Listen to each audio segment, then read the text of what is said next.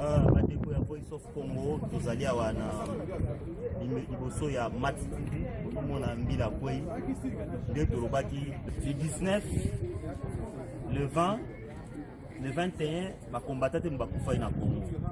Donc à partir ya mikolo wana ya date wana bamama nyonso ya Congo na bapapa bakomi involve na makambo oyo ya Congo bakomi comprendre ke mamba bakombata balobaki eza pena réalité.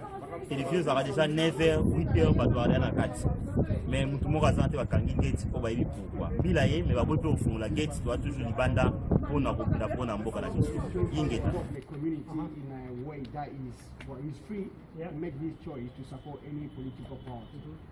So we sent few letters to Mr. Kudin, who's the channel owner, and we spoke to him last Saturday. That was around 8 o'clock. Okay. Then he promised to us, he just came back from India about 2 days ago. Yeah. So he's aware of everything, he has read all the letters. He's in the process to sort out the map. So the guy, when he joined his channel, he said join as religious contract. Yeah. Now he got involved in politics, so he's got the power to fight. Could you understand that we can't get involved now? Obviously, we're here just to make sure everything stays peaceful. You guys can protest, protest peacefully. What we're going to have to ask first of all is this bit here is private property. We've got no issues with you demonstrating. Can you move on to the public footpath to do that, and then we've got to reverse our violence.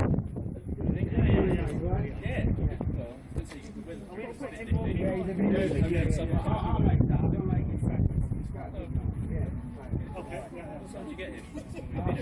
We just prayed.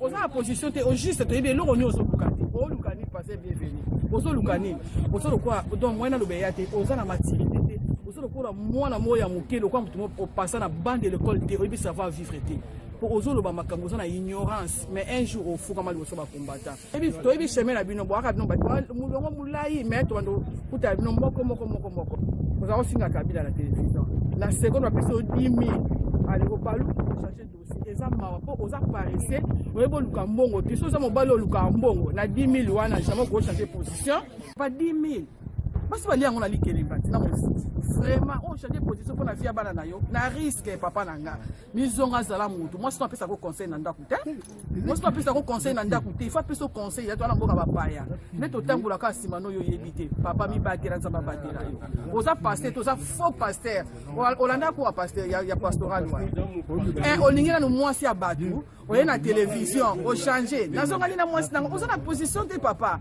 nizala mutu ozo yebana te oza nani ni shoni foi na ko sanza onde nzamba lobi ozo ba position te ezai ende bana ba sali ko ba bazangi boyebi yango ekokisama Matthieu 24 lobi nini mingi bakoya na kombo nanga mais toyeba bango na misala na bango les faux pasteurs moni ngonga na bino ekoki bokozala assoiffé d'argent yango ekomami na Matthieu 24 yango ezosalama un pasteur assoiffé d'argent un pasteur impudique un pasteur muyibi sans position onga pasteur et voilà balati siko baba na musala na bango biso be tozali awa voilà you wouldn't believe me. I told you this is not going to be You don't respect that. I told you many times. You don't accept that. I told you No way. No, I don't believe No, in that. we don't listen. No. I told you. I don't believe in that. You know what you did? It's really shame on you. When you're supporting someone that blasphemes our community and do whatever you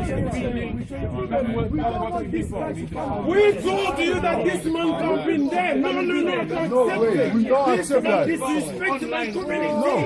This is not fair. And then you allow him there to go there and insulting us again.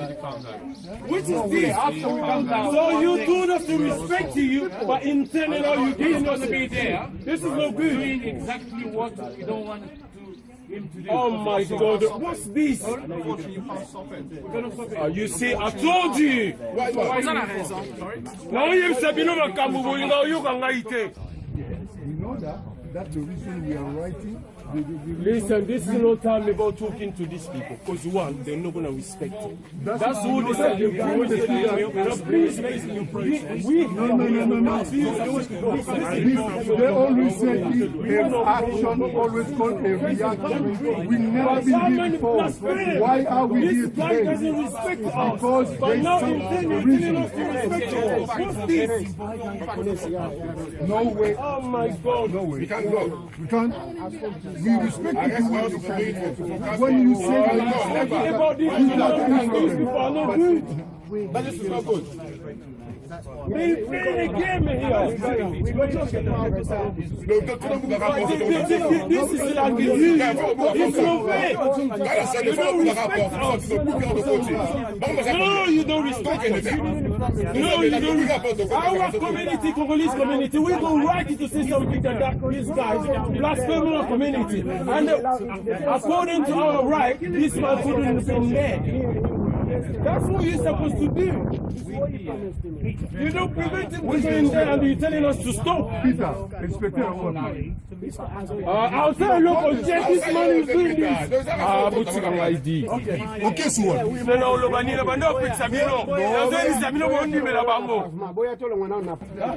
Sometimes you don't have people. What do you people? No. Why you people film you? That will happen in my community. Yeah. You are big. Of course. Yeah. Remember what I told you here. What did you say to me? Yeah. Remember that. Yeah. What did you say to me? Ernest, just calm down.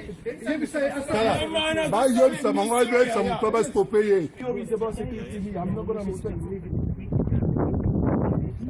Bomon to tiki bango parce que batika boto bo solo na bango sko total. We don't want to talk to you, okay? En tout cas, bandeko, to repesa bino message. To mekaki koyoka na ba police oyo commandant inspecteur na kombo ya Mark Galaga. Après ça biso assurance que non, bienvenue Messalin. Oyo azali pasteur Kuluna akoya akokota awate ba bacha kinya entre biso na bango. Mais subitement tu as surpris dictature, connexion na corruption au gouvernement britannique ezanango na Kabila basali nini ba boucler biso ba protéger ba cotiser pour abandonner la démission. Vraiment toza désolé na comportement ya ba police puisque baza ba malhonnête. Bondeli biso to solola na bango poto yokana biso to linko yokana te c'est parce que makam bienvenue azo sala et l'équipe même oyo nkosi asala na Kinshasa. Jamais to ko yokana na ba police, il fallait qu'il yakanga. To luka ba moyen mususu. Merci botika mala. Azalina makolo mane ayoleli alanda kanjira se okoe